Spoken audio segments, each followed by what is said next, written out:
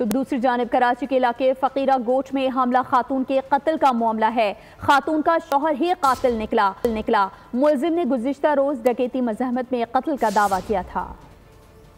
कराची में खातून के कत्ल का मुअम्मा हल, शौहर ही बीवी का कातिल निकला। शौहर ने अपनी बीवी को फायरिंग करके कत्ल किया, डकैती मज़ाहमत का रंग दे दिया। फकीरा कोट के रिहायशी शख्स ने अपनी हामला बीवी को कत्ल किया और फिर वावेला मचा दिया कि बीवी को डाकुओं ने डकैती मज़ाहमत पर कत्ल किया। पुलिस के मुताबिक मुलजिम ने जाए वक़ुआ दुरुस्त नहीं बताई। खातून की मौत कहीं और हुई, मुलजिम ने कुछ और बताई।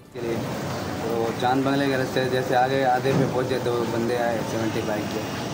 उन लोगों ने हमारे से हाथापाई किया, मतलब मेरे से मोबाइल ले रहे थे, मेरा मोबाइल ले दिया।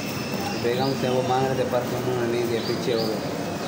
तो उसी चक्कर में वो आगे बढ़ रहे थे, मैं हाथ रोका तो बेगम ने उनको दिखा दिया।